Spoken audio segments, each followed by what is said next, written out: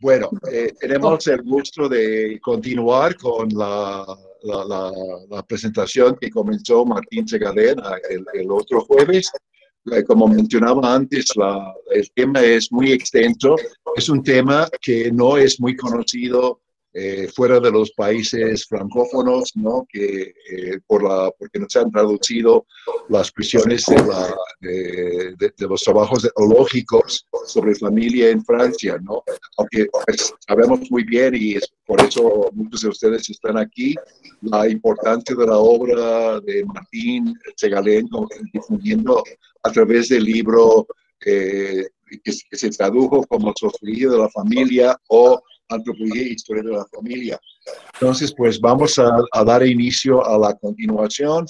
Les pediría que envíen sus preguntas por chat y vamos a tratar de ver cómo les demos respuesta. Bienvenida, Martín, y por favor. gracias, David.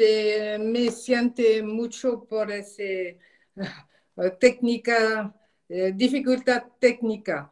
Entonces voy a continuar sobre las cuestiones que no tenía tiempo de abordar la semana pasada, que es la oposición entre dos modelos muy interesantes que son de un lado y que se pueden observar en todas las sociedades campesinas de Europa, no solamente Francia, que son dos modelos opuestos. Uno, lo que se llama la familia troncal, y el otro que es basado sobre un totalmente diferente sistema que es basado sobre la igualdad entre hermanos y hermanas al momento de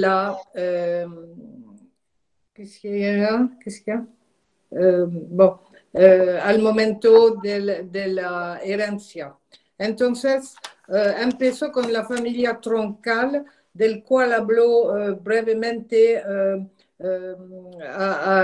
de un ingeniero que se llamaba Frédéric Leclerc, que tuvo una gran influencia en Francia al fin del 19 y que pensaba que la familia troncal era el mejor, que utiliza esa forma como un modelo político para ir hasta la abolición del Código Civil, porque él pensaba que la familia que el Código Civil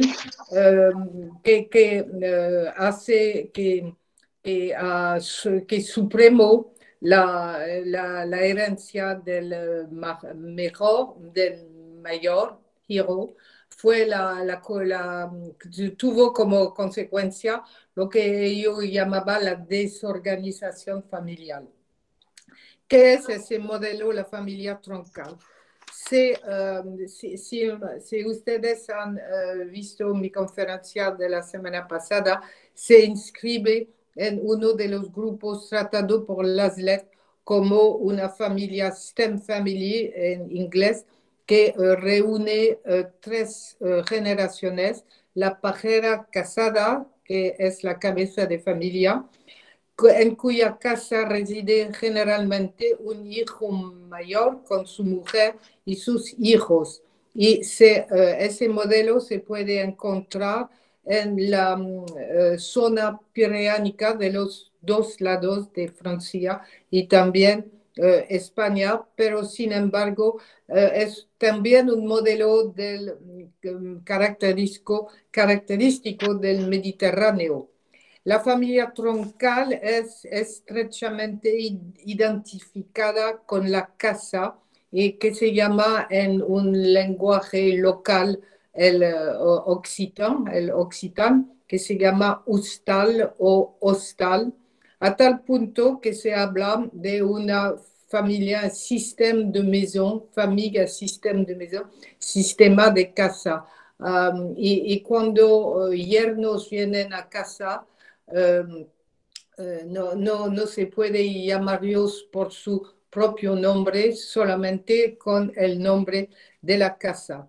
Y soy muy interesada, como le he dicho, a la cuestión de las características económicas y esa región se caracteriza con una gran parte de bienes colectivos, es decir, que los granjeros son propietarios de sus casas y de los campos alrededor, pero una gran parte de la explotación se basa en bienes colectivos.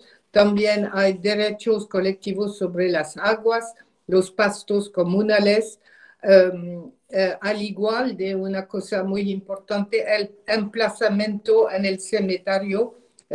Tú debes pertenecer a una casa para ir al cementerio en su plaza. Y la cuestión de la familia troncal es una familia de desigualdad, es decir, que cada casa debe ser de todos los bienes, todos los derechos que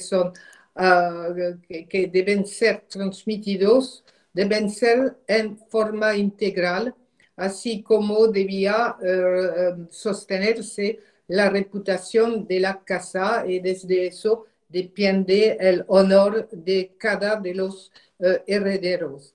Y el pilar de ese sistema, como le describiré en algunos momentos, es el modelo de matrimonio que si los hechos demográficos le permiten, si casas tienen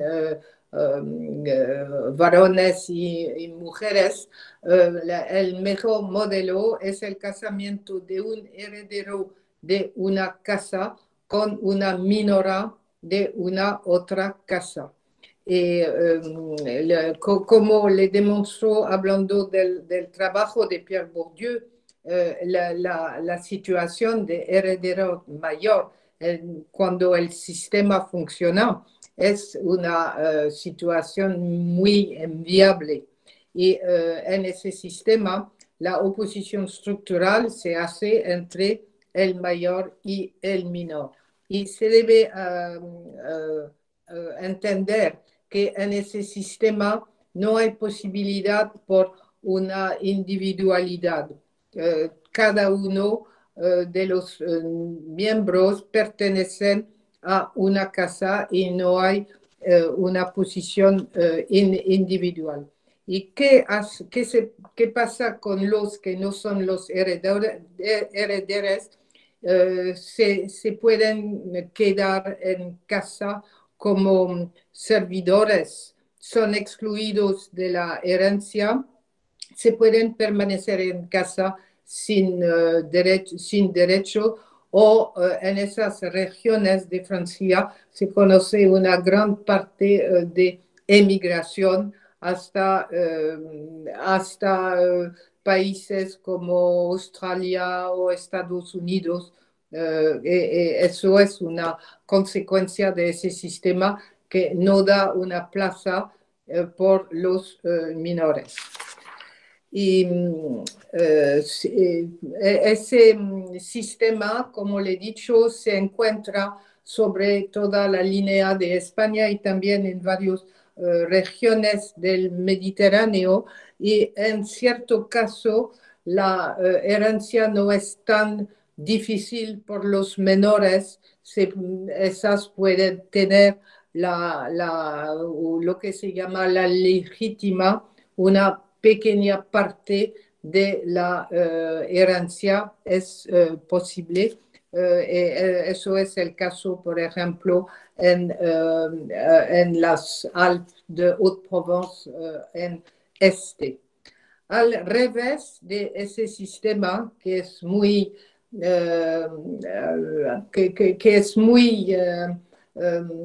es un modelo que asocia características económicas, simbólicas, sociales y prácticas. Los campesinados igualitarios son como el polo opuesto y no puedo tener mejor ejemplo y me siento de hablar de mi propio trabajo de campo, pero eso fue lo que hizo en Bretaña, al extremo oeste de Bretaña, donde encontró ese polo desigual que puede funcionar porque los campesinos no son propietarios de sus granjeras, son propietarios solo de bienes inmateriales o materiales como los herramientas para hacer la cultura, pero no del suelo, para el suelo de las tierras que pertenecen a nobles o a burgueses, etc.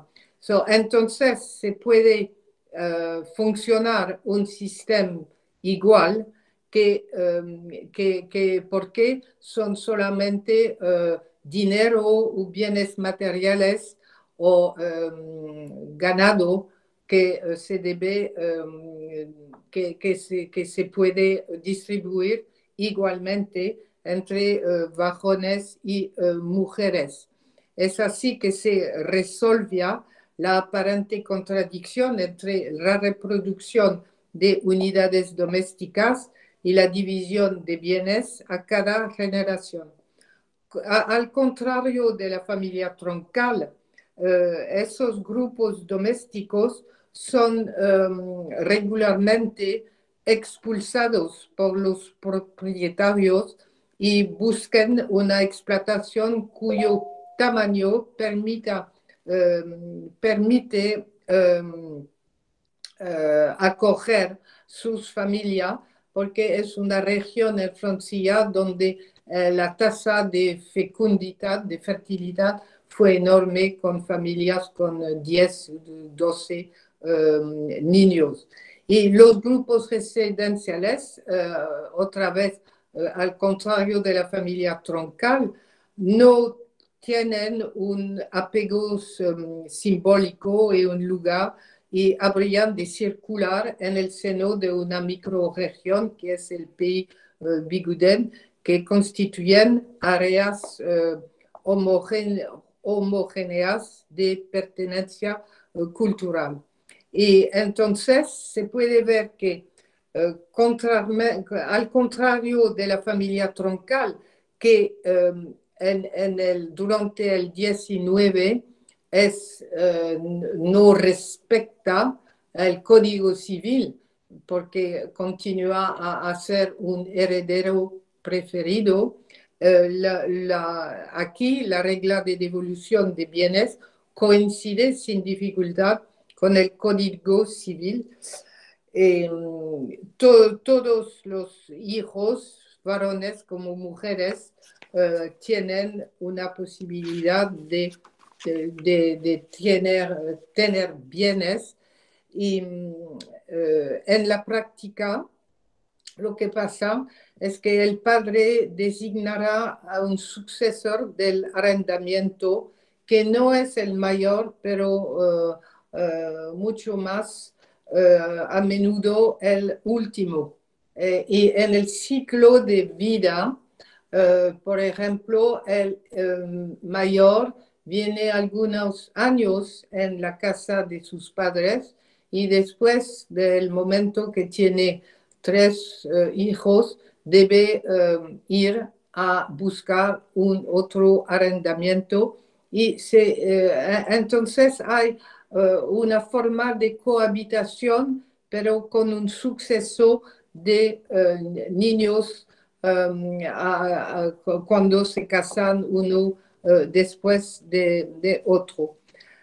Lo que quiero aquí también se puede ver la articulación entre el sistema de propiedad, el ciclo de la vida y el factor que las casas no tienen un aspecto simbólico tan importante, pero se puede ver que de la misma manera que la desigualdad puede ser muy fuerte como en los Pirineos, pero menos fuerte con más atención a las menores en la parte este de Francia.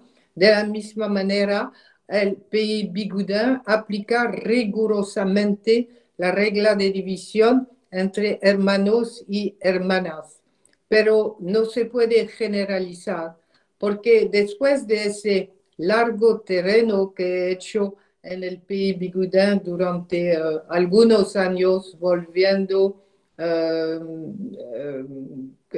cada año 3 o 4 veces, etc. Hizo un otro más pequeño terreno en el norte de Bretaña, un área muy conocida por sus fresas, les fraises, artichauts, etc. Y donde hay se encuentra también un sistema igualdad, pero que funciona de una manera diferente y en esa región el igualitarismo es fuertemente atenuado por el celibato de los hermanos menores, por una parte, y lo que caracteriza el Pays Bigoudin es la muy baja tasa de celibato. Es decir, que prácticamente todos se casan, mientras que en el otro terreno, que se llama el Pays Léonard, hay una alta tasa de celibato que se manifiesta con el número de priesto, de sacerdotes, los hermanos que no se casan o las hermanas que no se casan, que van como bonnes sœurs, no sé cómo se dice, por las mujeres, y los celibatos son sacerdotes que son muy conocidos, evangelizando África, etcétera, etcétera. Y eso es para describir a ustedes dos sistemas en ciertas regiones se puede ver como el modelo puro y en otras regiones son modelos mixtos. Bueno, deseo, bon, y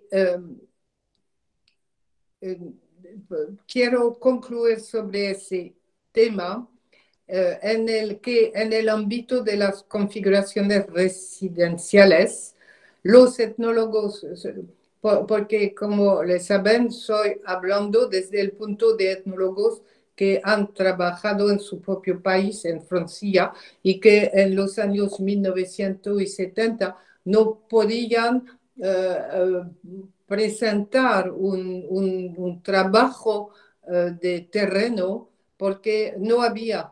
Y al fin del siglo XX, esos etnólogos se encontraban en posición de discutir en pie de igualdad a sus colegas africanistas o americanistas. Y ¿acaso no estamos ante una inversión de las fuentes de inspiración? Quiero leer algunas frases de Claude Lévi-Strauss que puede hacernos muy orgullosos de pensar que fuimos a una fuente de inspiración para él. Lo que escribe Claude Lévi-Strauss es eso. Los historiadores, quienes en el mundo europeo han abordado ese tipo de formación social, es decir, la familia troncal, sistema de maison, han también subrayado que la casa, distinta de la familia, tampoco coinciden con la línea agnática, que ella es hasta veces desprovista de base biológica. En el caso de Francia es basado sobre biológica.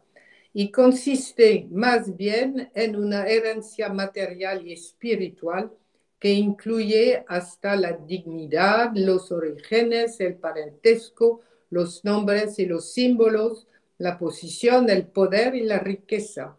Esa descripción es muy conveniente para las instituciones americanas, polinesias y hasta un cierto punto para instituciones africanas que después de un siglo los etnólogos se han declarado incapaces de colocar en la tipología tradicional, puesto que no se pueden ver en ellos ni las tribus, ni las clanes, ni linajes, ni familias.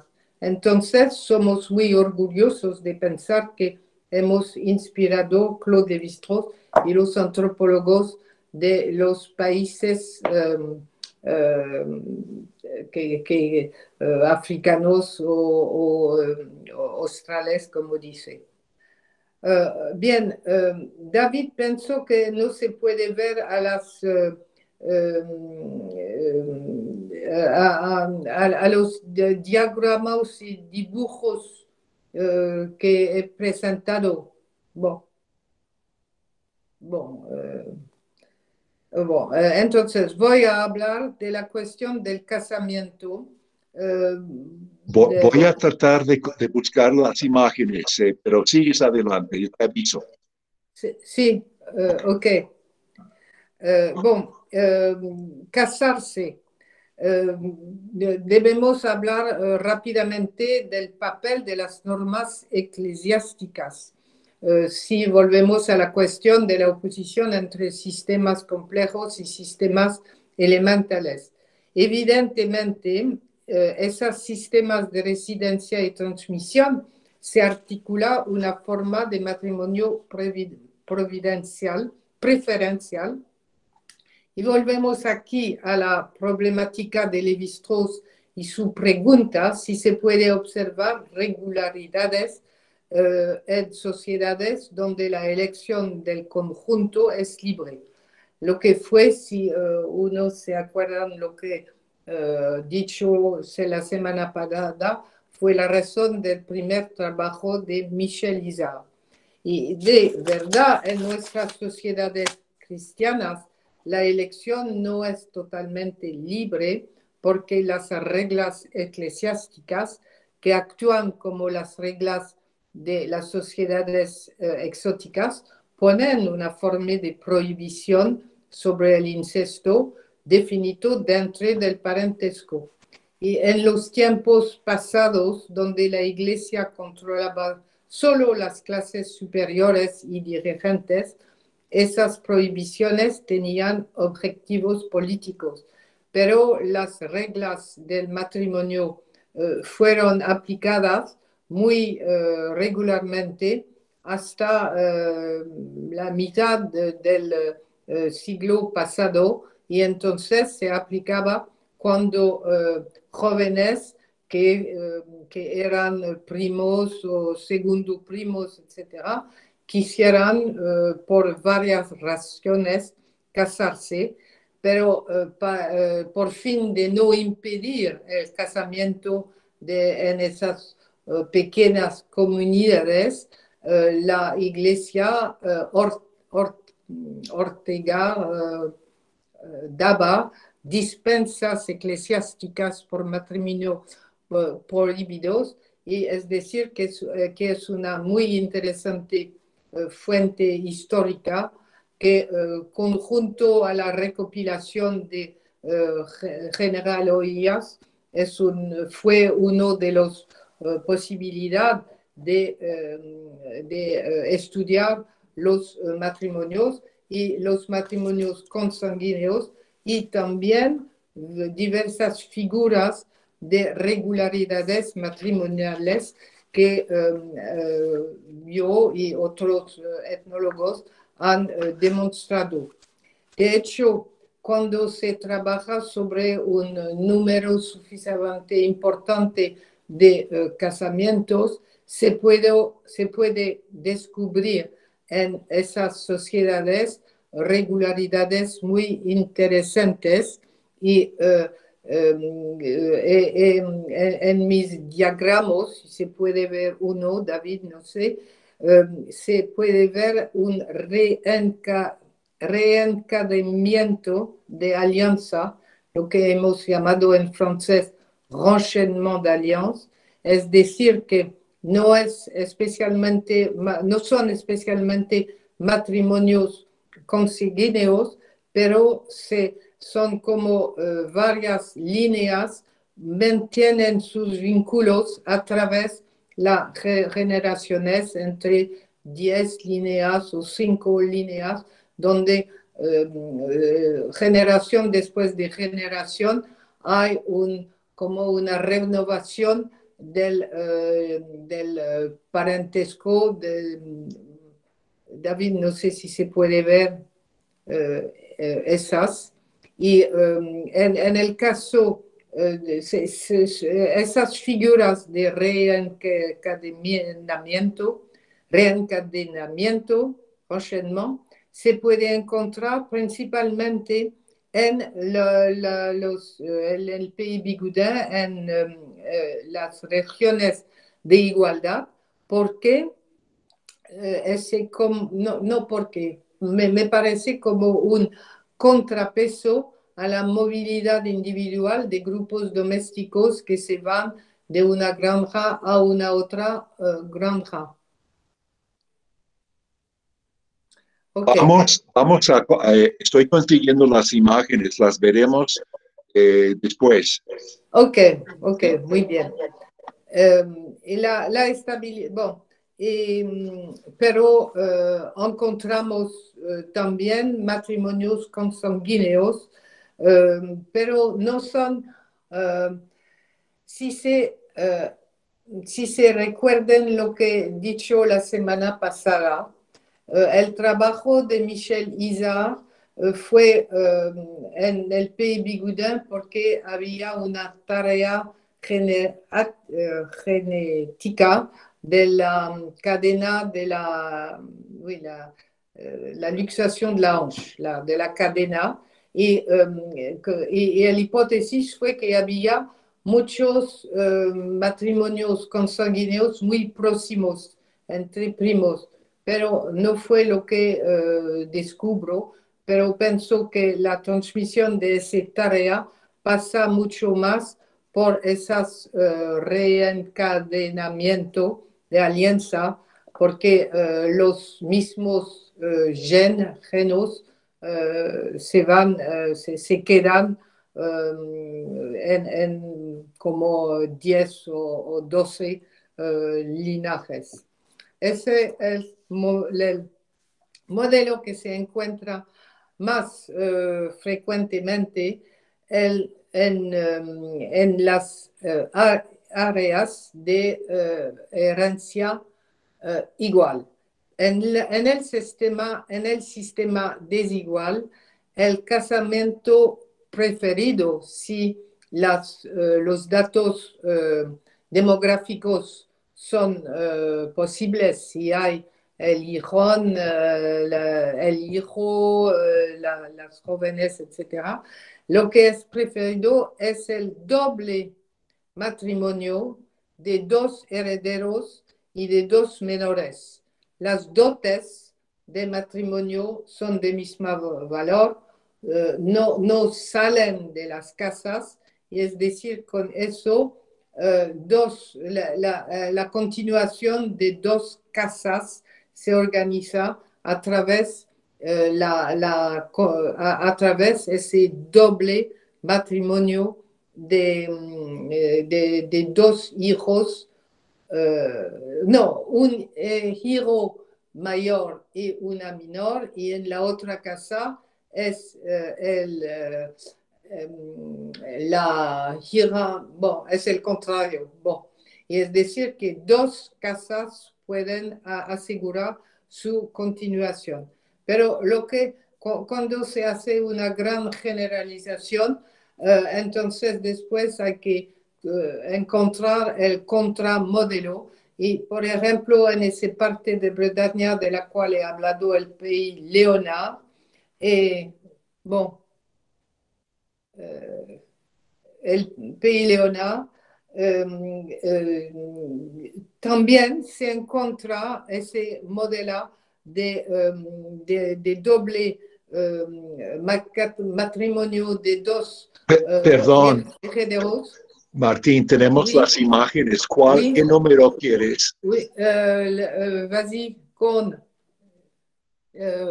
más allá, plus, bon, más allá.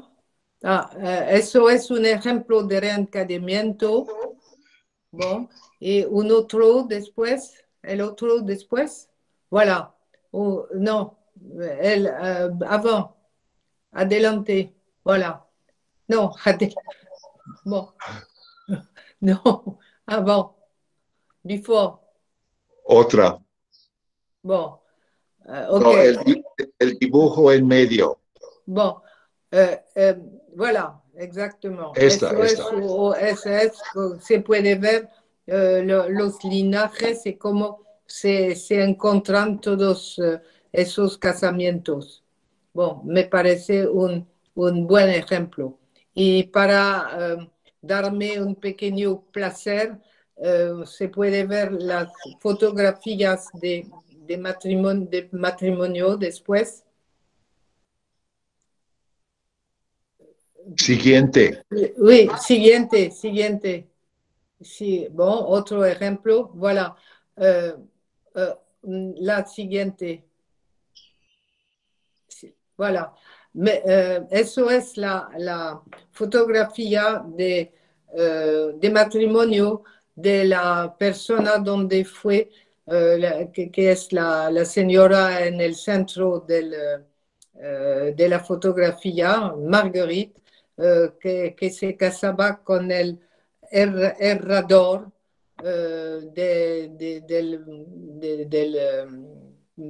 de la comunidad Saint-Jean-Trolimont. Y Marguerite tenía la confitería y Jean Le Floch Lorrain tenía el taller. Y se puede ver que se organiza en esos años cortejo de bodas y dentro de ese cortejo de bodas así se forman las nuevas bodas y el reencadenamiento de matrimonio, porque los jóvenes que son como un par para el cortejo son muy bien asociados y pensados como posibles futuros parejas a organizar. Y eso es una fotografía que yo quiero mucho porque es una parte anciana de mi vida, aunque no fue tan anciana como Marguerite, que falleció hace muchos años. C'est un mariage y esa región se caracteriza por ese gran chapeau gran sobre la cabeza de las mujeres y durante esos años ese capello se fue muy grande, pero hoy todo eso ha desaparecido solamente por turistas, de verdad. Ok, merci beaucoup, David. Bon, entonces, una última palabra en el pays Leonard, también, que es también un sistema igualdad, se encuentran dobles matrimonios, pero su característica muy interesante son como dos hermanos que se casan con dos hermanas y deben vivir sobre el mismo techo, pero la cuestión es que es mejor tener dos hermanas en la cocina porque no van a matarse, que si son dos personas que no son asociadas por lazos de parentesco, te van a matarse en la cocina y eso fue una razón que fue dada para eso. Solamente una palabra para decir que mi trabajo se situaba en los tiempos de los comienzos de informática, en esos años que fueron las del desarrollo de la informática, y fue una de los soldados militantes como François Héritier sobre el SAMU du Burkina Faso, trabajando con una gran database de matrimonios tratado por un gran programa informática buscando lazos de parentesco entre cada miembro del casamiento, como 1.500 casamientos fueron tratados y revelando el reencadenamiento entre las líneas. Hoy todo eso parece como antigua historia porque hay la microinformática que permite con genealogías de tratar de ese database, pero eso fue un trabajo muy interesante en esos años. Bon, para concluir sobre la cuestión del matrimonio, del casamiento, del sistema de herencias en las campesinas europeas, quiero decir que conceptos son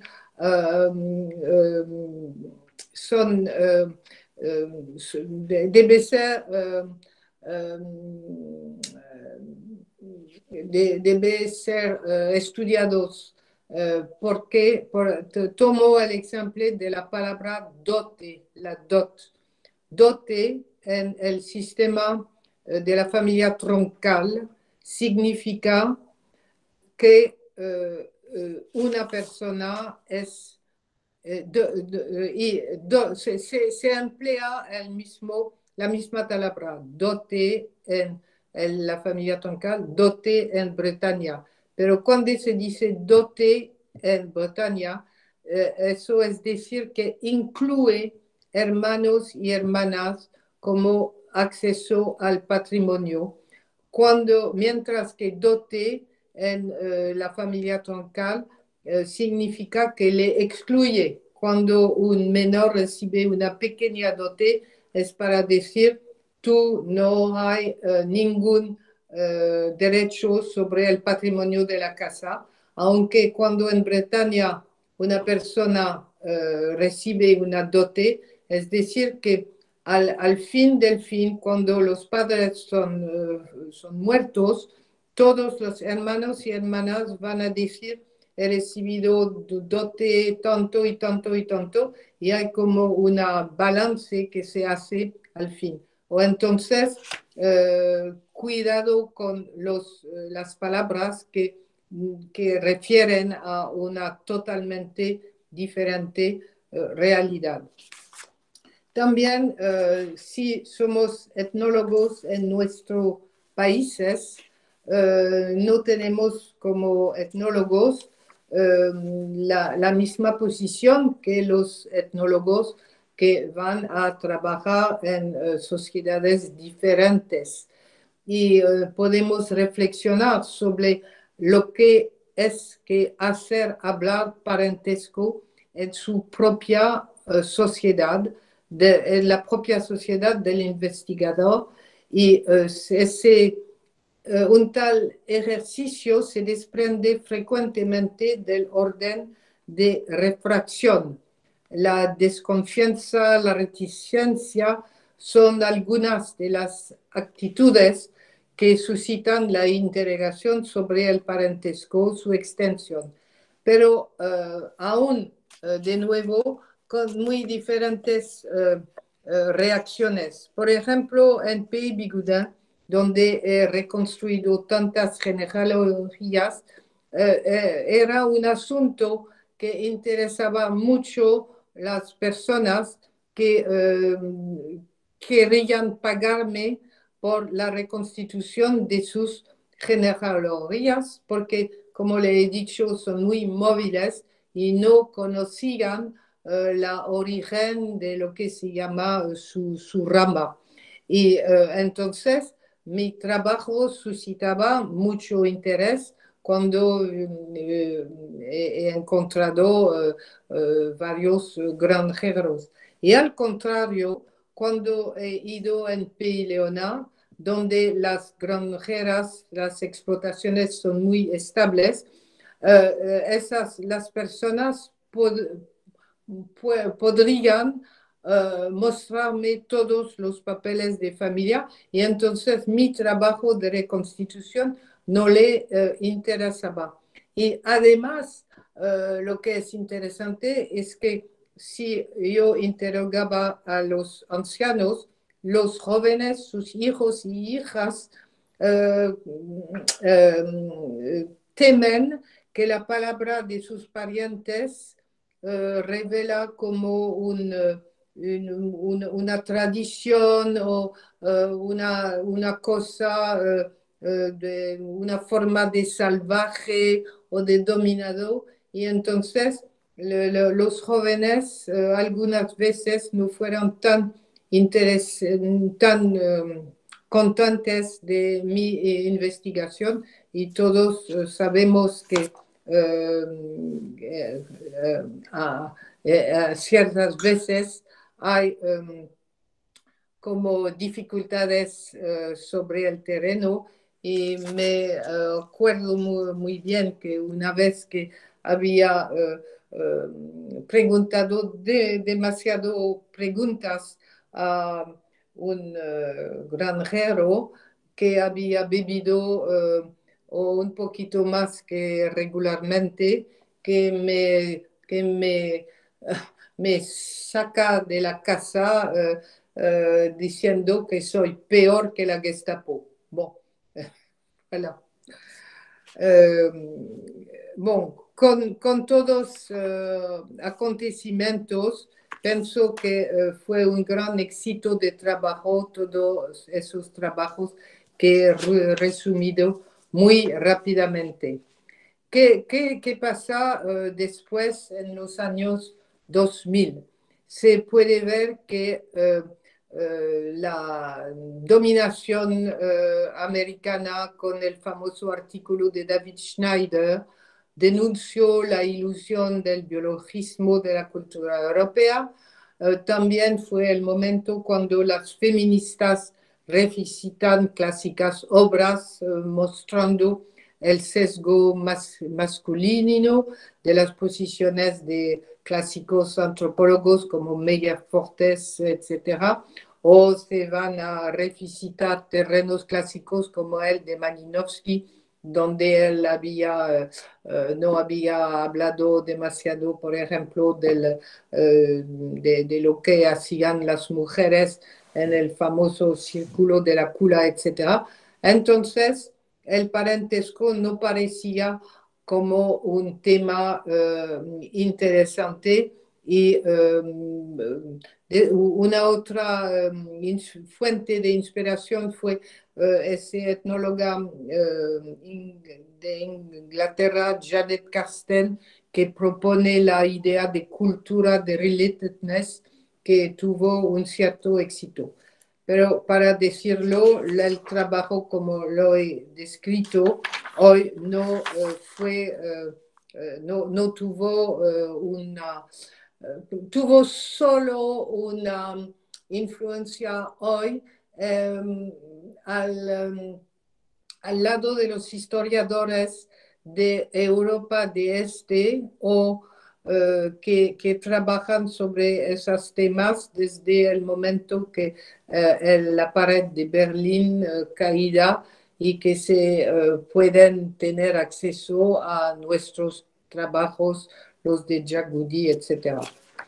Entonces, no sé si debemos cerrar aquí, porque tenía una tercera parte, pero definitivamente estoy hablando demasiado sobre las sociedades contemporáneas, donde deseaba mostrar rápidamente la importancia del parentesco en las sociedades contemporáneas y los nuevos temas que son tratados.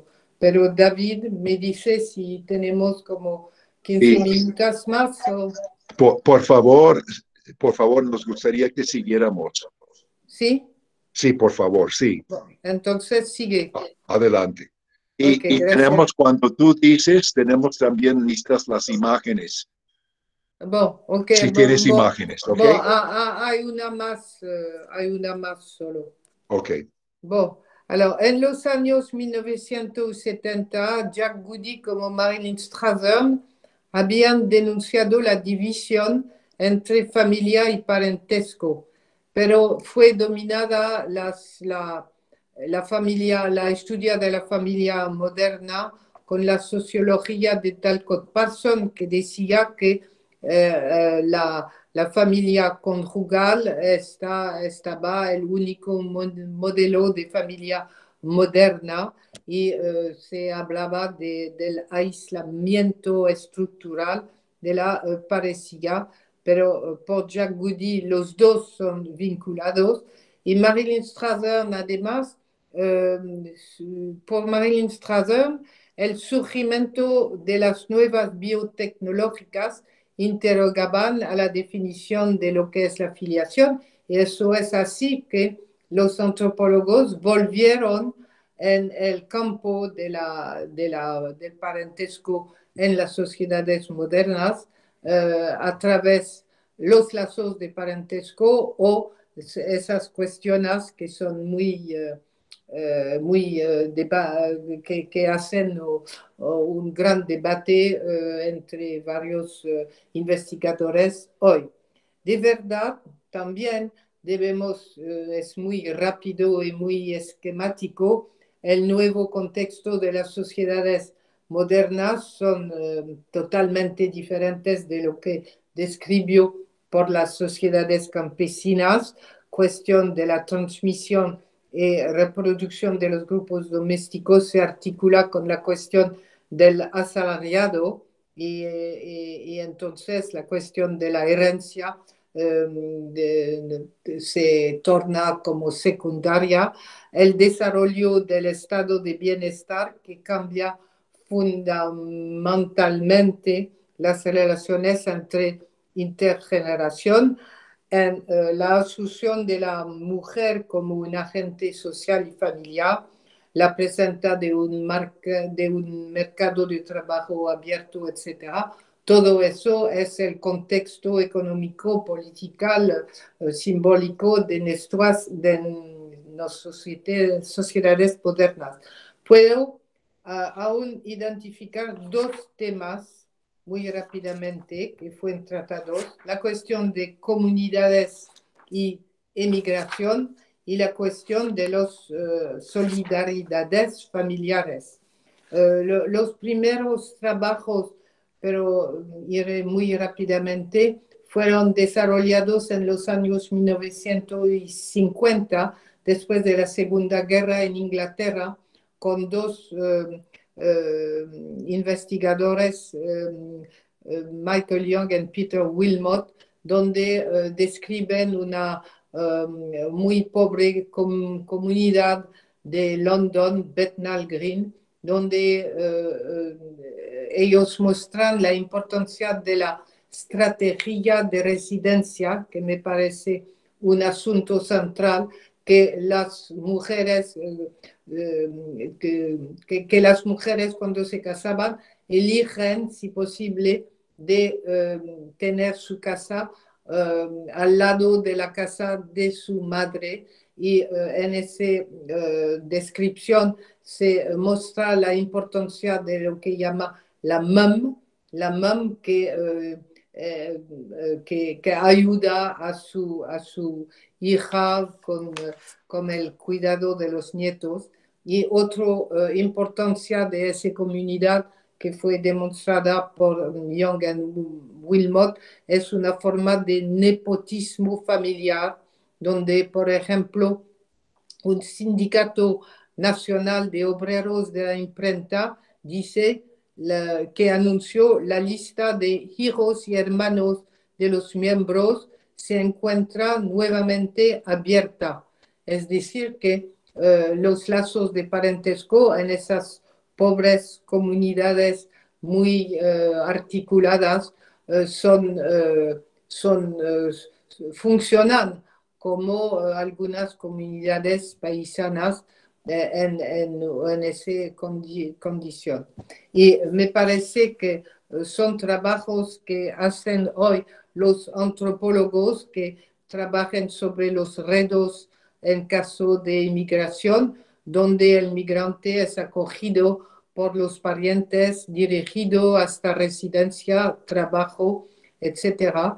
Y en esas configuraciones, las comunidades de familias originarias de tal comunidad se agrupan en un mismo barrio y se quedan juntos durante una o dos generaciones por protección por fin de protección de su cultura y también asegurar su identidad, que es la clave para integrarse en la nueva sociedad. Y puedo, si me siento, tal fue el caso de mis antepasados jueves que venían de Polonia y Rusia y que han hecho matrimonios endogámicos viviendo en las mismas tres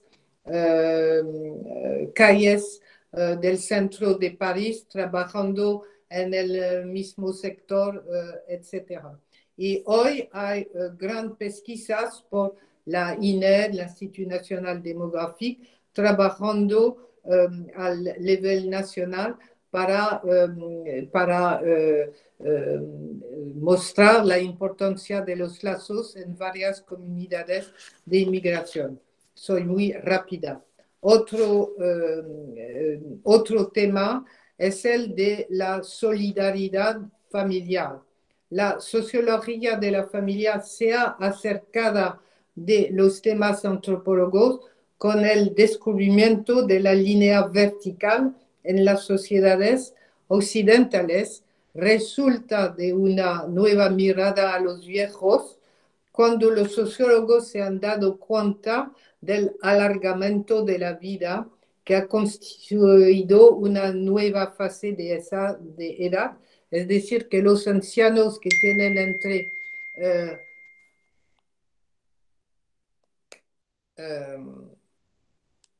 que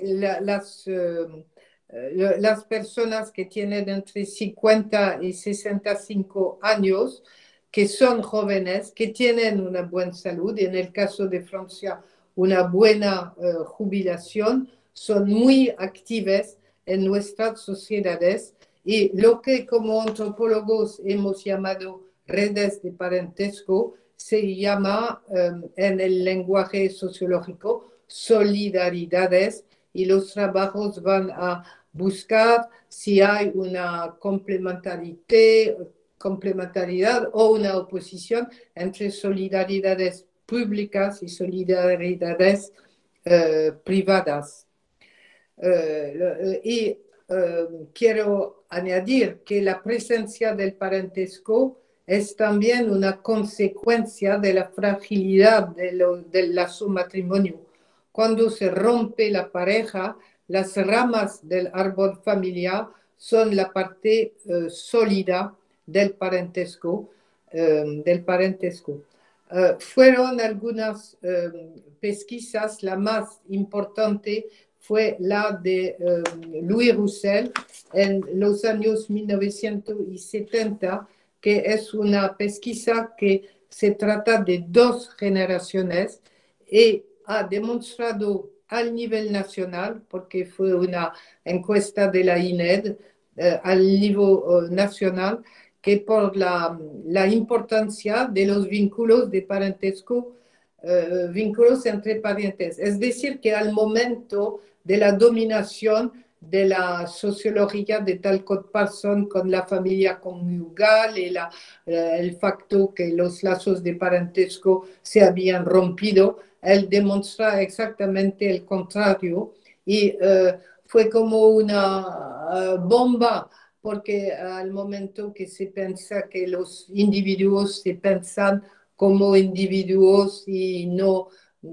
que no son más en familias patriarcales, esos lazos existen aún Es decir, que esa pesquisa que se desarrolla en 1972 sobre 2 generaciones se situaba en años de gran desarrollo económico con los jóvenes que estaban o eran más instruidos y que tenían mejor trabajo que sus padres.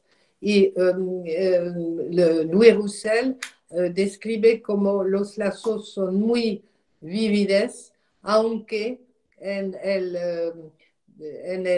la comida familiar del domingo no se habla política, que es un tema donde los ancianos y los jóvenes no se acordaban, y entonces para conseguir la armonía familiar, eso es un asunto que no fue tratado. Y eh, lo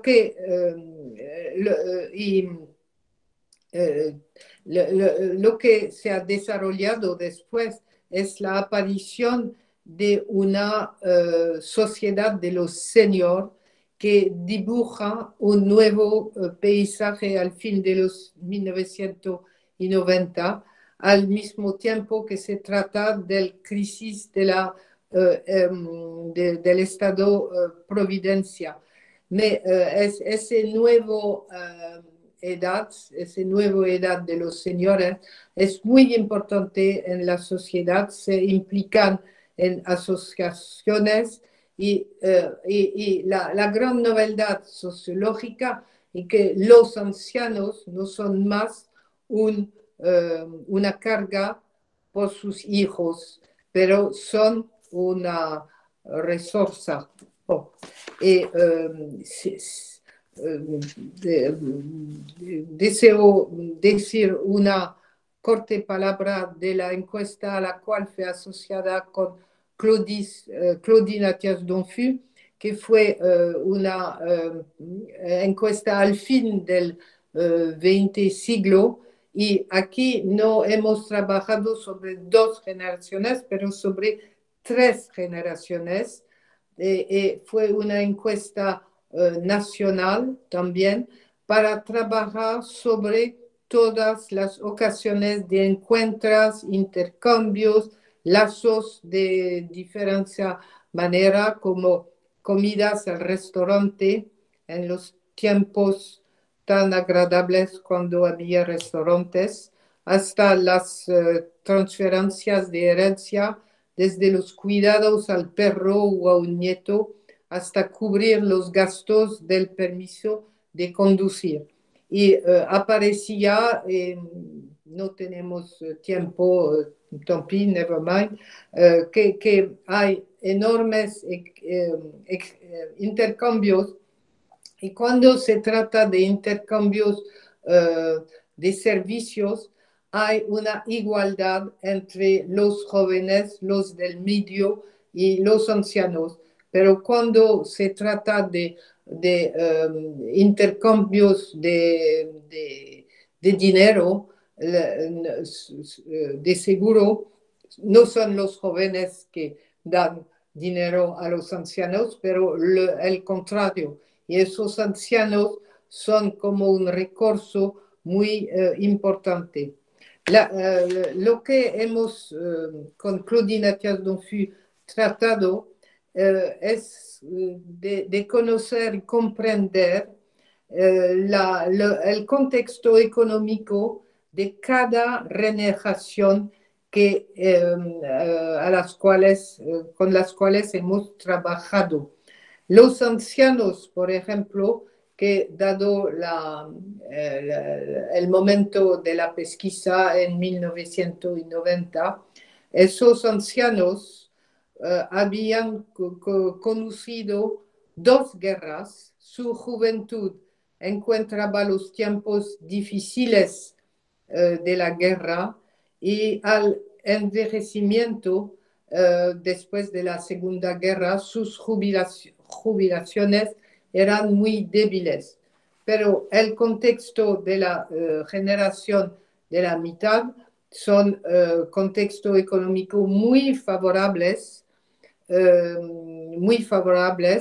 entre lo que concierne el mercado del trabajo y especialmente por las mujeres que son muy, muy activas en esos intercambios y los jóvenes, después de una juventud dorada, empiezan y con mejor diplomas, empiezan a encontrar grandes dificultades para trabajar y tornarse como adultos completas, que son dificultades que hoy encontramos más y más.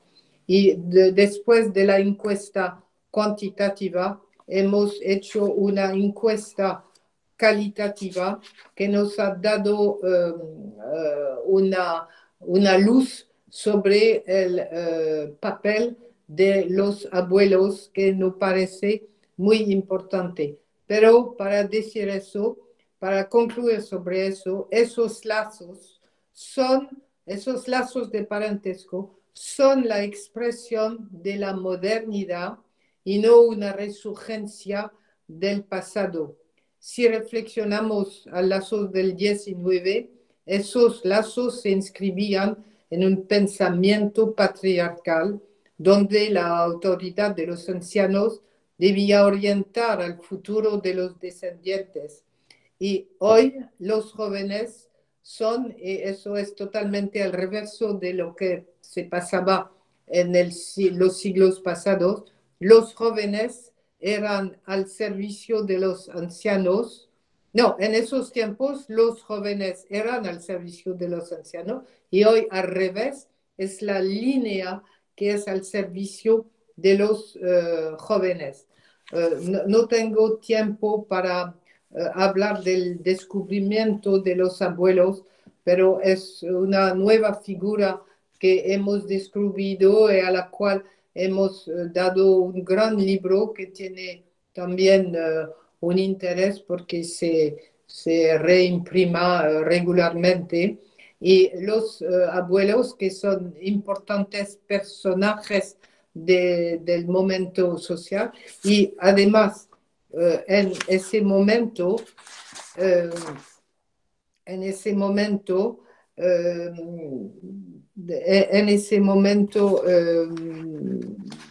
de la pandemia, en Francia, por ejemplo, se puede ver que los jóvenes que no tenían lazos de parentesco, los jóvenes que son aislados, que no tenían esos lazos de parentesco, son los jóvenes que han perdido sus jobs al caso de la pandemia, son los que van a buscar alimentos en las bancas populares porque literalmente tienen hambre, porque no tienen, y la presencia de los lazos de parentesco se hacen mucho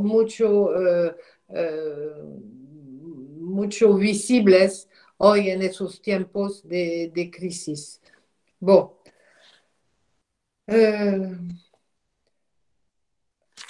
Bon, alors, para acabar, una palabra solo, que el retorno de antropología es una como consecuencia de las nuevas biotécnicas de reproducción.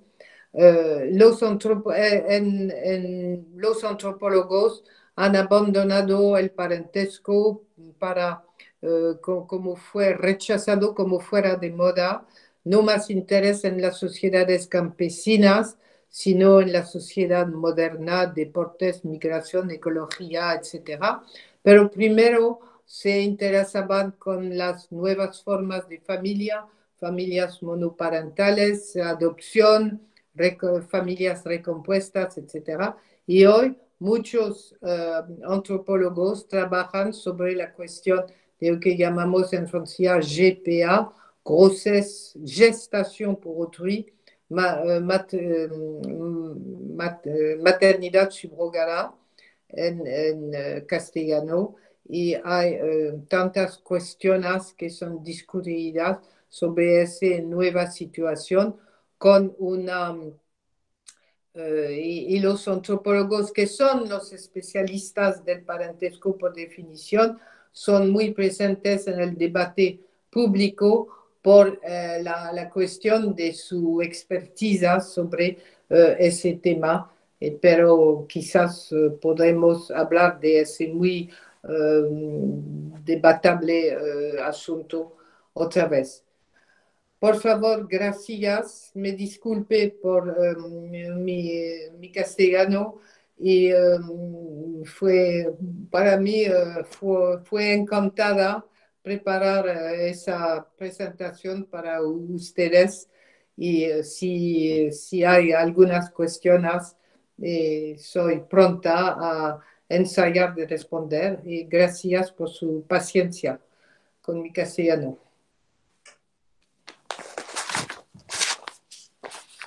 Bueno, muchísimas gracias, Martín, por continuar y por dar seguimiento a las cuestiones que comenzamos a ver el otro día. Creo que todos estuvieron presentes el jueves pasado, pero si no, está la grabación de la sesión en la página de Facebook, ¿no? Que abrió esta red, ¿no? Y bueno, salieron algunas preguntas que quizás podrías tú responder y quizás tenemos también un poco más de tiempo para otras, ¿no? Que Oui. los presentes que puedan tener. Bueno, voy a recoger algunas preguntas que fueron planteadas en el chat. La primera es de Germán Vázquez Sandín. Él es demógrafo y trabaja en el colegio en la Universidad Autónoma de Hidalgo, en Pachuca. Y la pregunta que hace es, ¿cuál es la forma en que la demografía puede participar en la actualidad en los estudios de la familia en México o en Mesoamérica? Dígame otra vez, ¿cuál es la forma? La forma en que la demografía Oui. puede participar en la actualidad en los estudios de la familia en Mesoamérica. No, pienso que no entiende bien la cuestión. ¿Me la hace en francés o en inglés? Desde mi punto de vista, bueno, está preguntando cómo puede la demografía participar en los estudios de familia en Mesoamérica. Me parece que es una pregunta un poco fuera de tu área, pero no sé si tienes una opinión. Quizás cómo la demografía puede incidir en estudios de parentesco en general, ¿no? Me parece que la demografía es uno de los elementos, cualquier asunto tratamos. Por ejemplo, en los estudios de demografía asociados con antropólogos para saber a cuál edad se casan, la cantidad de celibatos, la tasa de fertilidad, etc. Todos son elementos básicos. Por ejemplo, una sociedad de Normandía en el norte oeste de Francia que funcionaba con un sistema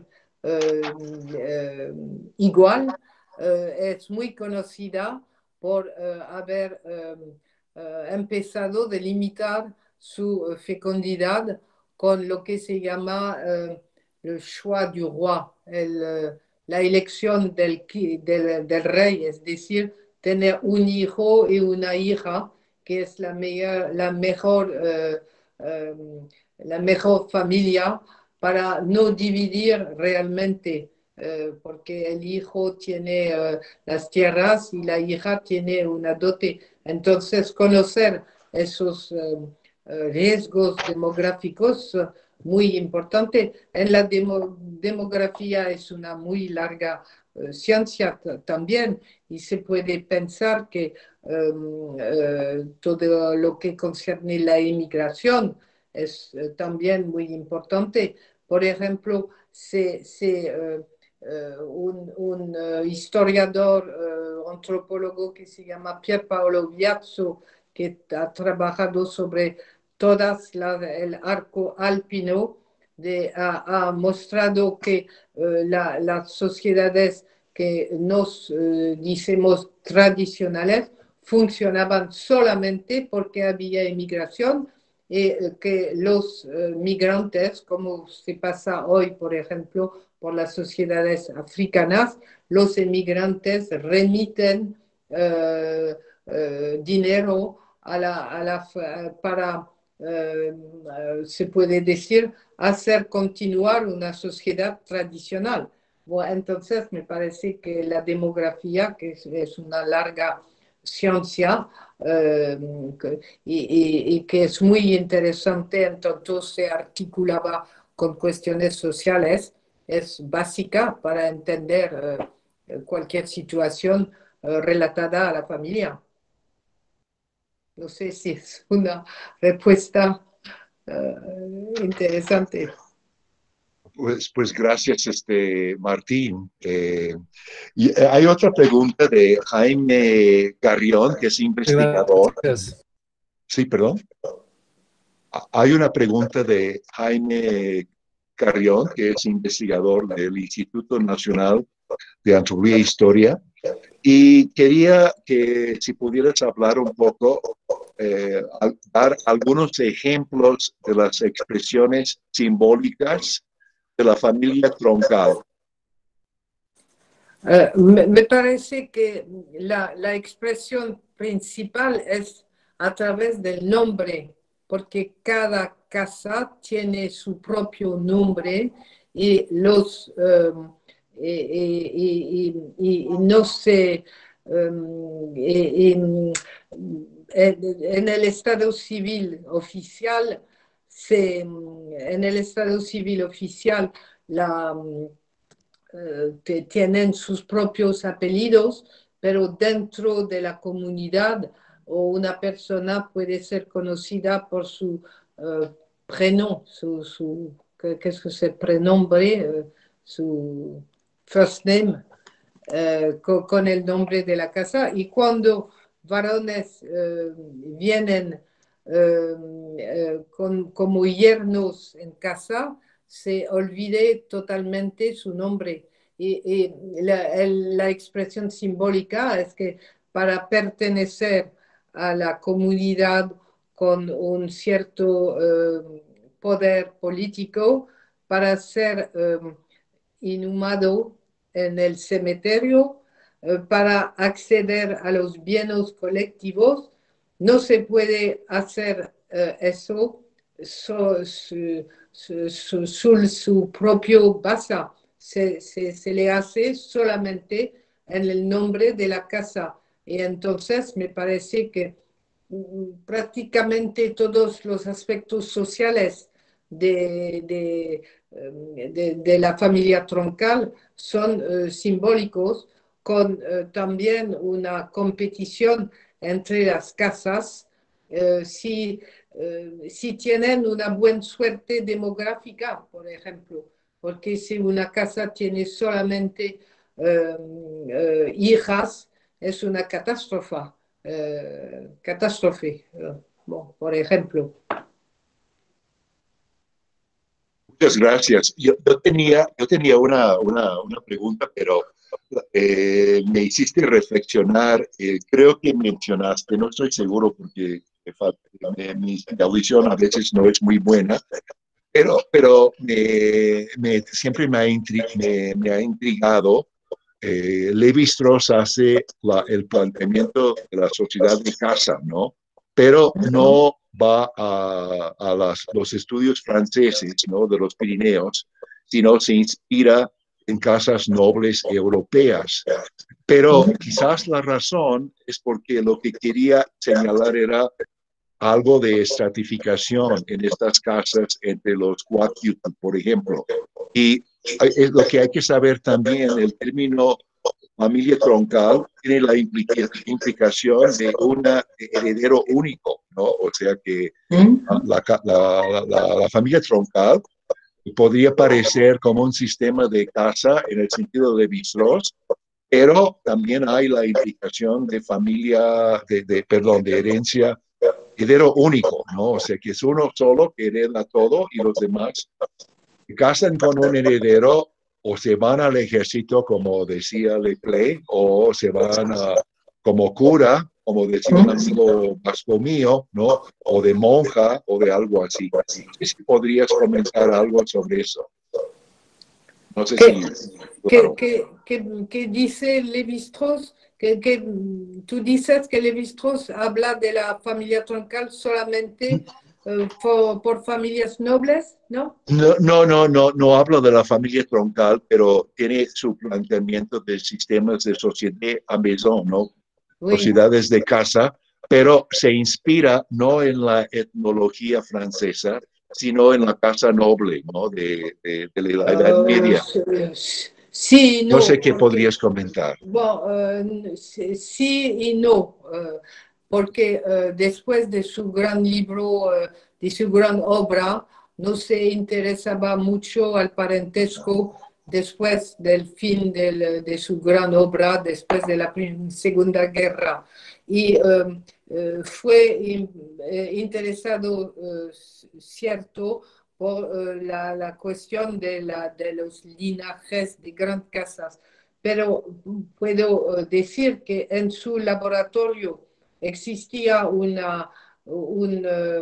joven antropólogo que falleció muy joven, que se llamaba Pierre Lamaison, que ha trabajado sobre una sociedad del sur de Francia y ha hecho su tesis sobre ese cuestionario. Y yo conocía entonces el sistema de la familia troncal.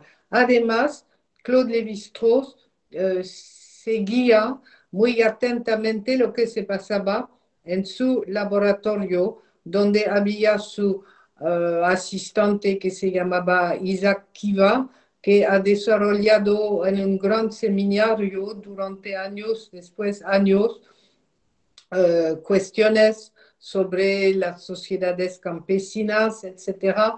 Y no se debe olvidar también que Pierre Bourdieu ha tratado la cuestión de la familia troncal, no solamente en su pequeño, no es pequeño, es un grande artículo en los años 1960, pero ha publicado 2 o 3 más artículos sobre esa cuestión. Entonces pienso que Lévi-Strauss puede ser interesado en ese trabajo. Pero de verdad, en la citación que tuvo de Lévi-Strauss, ello habla de un sistema de casa sin base biológica y no es posible por las sociedades campesinas. Hay siempre una base biológica. Bueno, eso es mi suputación, I could say. Muchas gracias. Hay otra pregunta de Isabel Barreto ¿Mm? y yo creo que trataste eso un poco la semana pasada, ¿no? Pero es cómo es la salud en comunidades con matrimonios consanguíneos o endógamos. Eh, yo creo que trataste eso con lo de la luxación de la cadera, ¿no? Pero Oui, si oui. quisieras hablar un poco más de eso, gracias. Bueno, hay comunidades que son muy conocidas en las Alpas, donde la endogamia es muy fuerte, muy alta, eh, y se conoce la herencia de idiotes o personas que tienen goitre exoftálmique, no sé cómo se dice, goitre exoftálmique, que es una enfermedad, goitre. No, no, no, no, no, no sé, pues una enfermedad genética, podemos. Oui, no, no es en mi diccionario, una bueno, enfermedad en esas comunidades donde durante generaciones son muy pequeñas comunidades que han hecho matrimonios muy entre primos, y las curas no querían, porque no había otra posibilidad de casarse y los curas no podían impedir el funcionamiento biológico de la comunidad y entonces tenían sus dispensas. Ah, Pero en el caso de Bretaña, la idea, la hipótesis que ha marcado esa encuesta de Michel Izard, que fue dirigida por uno de mis mentores que se llamaba el doctor Jean Suter, era la idea que había matrimonios endogámicos muy próximos. Pero puedo decir que hemos mostrado que esa trasladación de ese fenómeno de la luxación de la cadera es la consecuencia del reencadenamiento de matrimonios, es decir, que hay intercambios, pero no son matrimonios en grados de parentesco próximo. Se dice que si que no hay,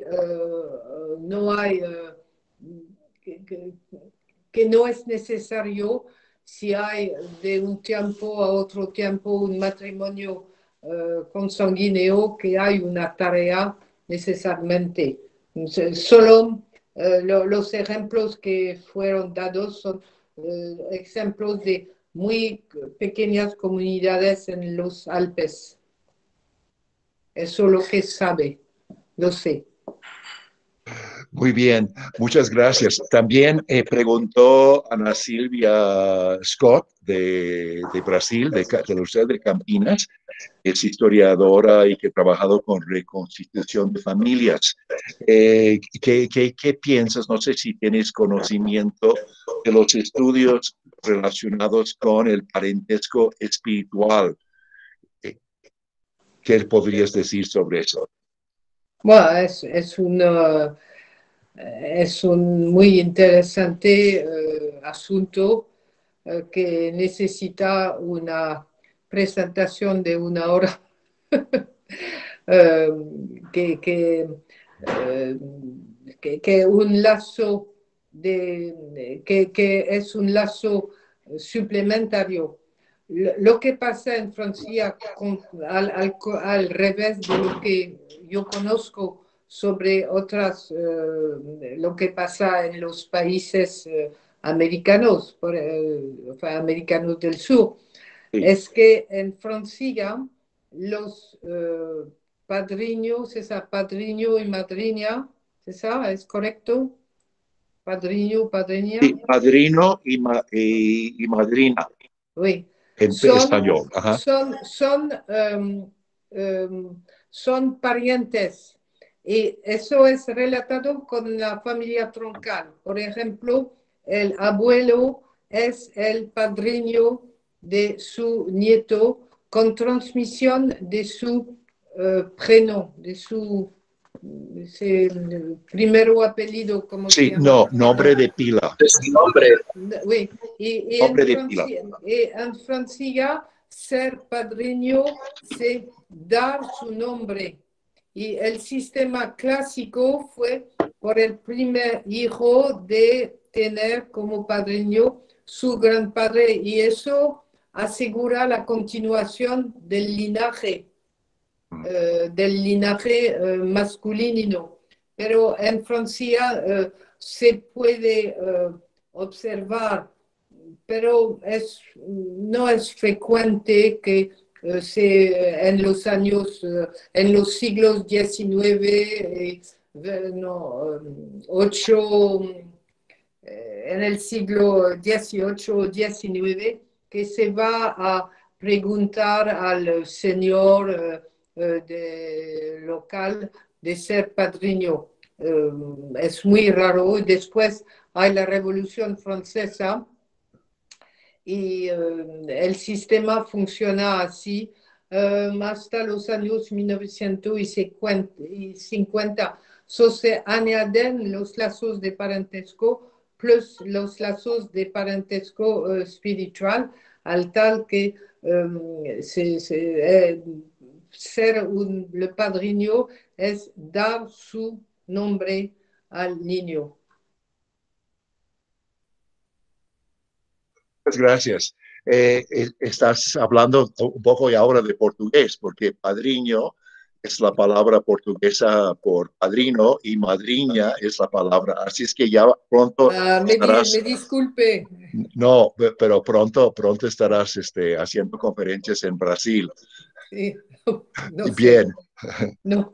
gracias por la respuesta. Y de hecho, eso es un tema interesante del parentesco o no parentesco entre los padrinos, ¿no? Que en Sí, sí, México, hay reglas que hacen que no se puede. En Francia, un gran libro fue escrito por una antropóloga que se llama Agnès Finn, que ajá, consiguió un gran trabajo sobre, por ejemplo, los impedimentos de casamiento entre padrino y madrina, etcétera, porque es así como se replica en ese parentesco espiritual los mismos, los mismos fenómenos de tema de incesto entre esos parientes espirituales y ujú. no pueden casarse, pero sí mi colega quiere leer en francés, me parece, el libro de Agnès Finn. Es una muy interesante trabajo tan historia y de antropología. Sí, si me pudieras después mandarme el título de la obra para difundir entre los Ok, interesados. le haré. Muchas gracias. No sé si hay alguna otra pregunta. Eh, Germán, ¿podrías hacerlo en palabra? Sí, muchas gracias. Solamente pues felicitar mucho a la doctora Martín Segalá. Quisiera preguntarle al final por último, sobre, no sé si usted conoce la encuesta Proche et Parent en París del INED Oui, y oui. cuál es, si conoce, cree que fuera recomendable hacer algo así en México. Sí, sí, también. Las encuestas del INED son magníficas porque son demografías de un lado y también sociales. Y es así, me parece que aseguran la legitimidad de estudiar lazos de parentesco en nuestras sociedades. Y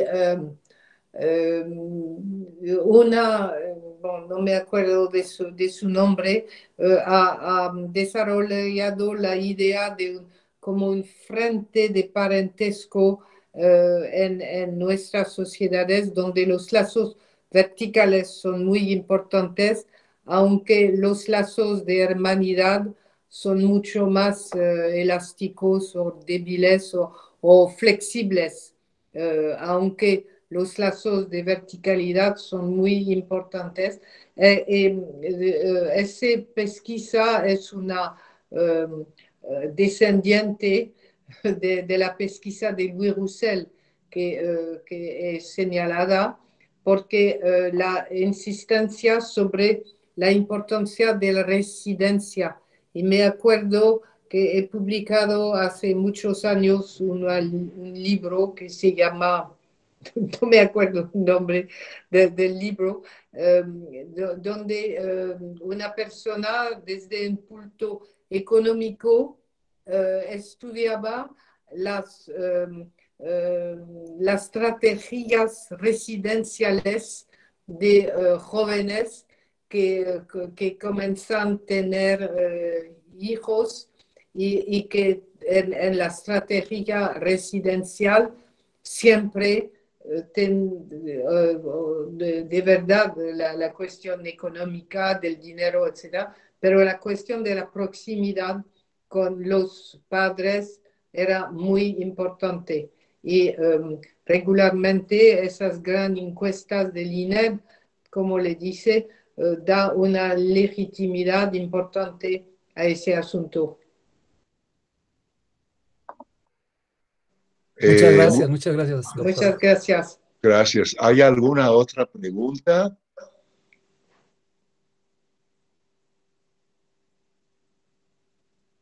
Todos son cansados con mi portugués. No, creo que no. No. Creo que lo interesante de todo eso nos da como pautas para comparar, pero también los temas de nuestras sociedades, porque son muchas sociedades en América Latina, no solo de acuerdo con cada país, pero cada país tiene diferencias, ¿no? Entonces hay que dejar que los temas locales nos llamen la atención. Pero es muy bueno tener como estudios para comparativos, ¿no? Que nos pueden inspirar en técnicas, pero cada sociedad tiene sus propios temas, ¿no? Que tienen que imponerse los investigadores. No podemos importar las cosas ciegamente, ¿no? Tenemos que conocer todo eso y realmente creo que estamos muy agradecidos por tus conocimientos. El conocer tu trabajo propia y también de hablarnos de otros trabajos en una tradición desafortunadamente no suficientemente conocida en América Latina. Si no hay otra pregunta o comentario, sí, ¿quieres contestar algo a eso?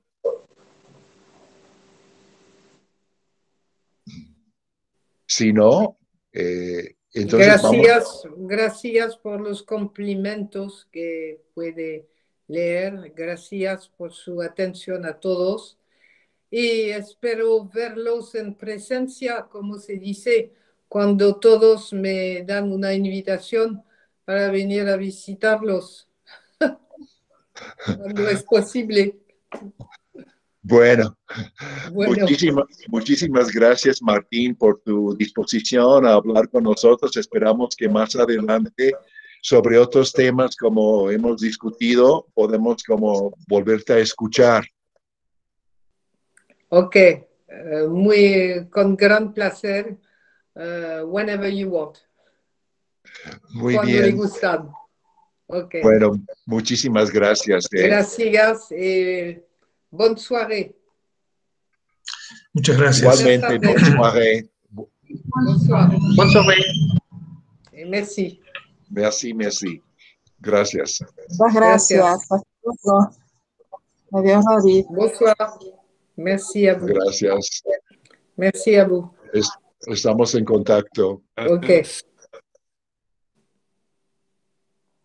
Gracias, Javier, por la conexión de la Universidad de Río Frío.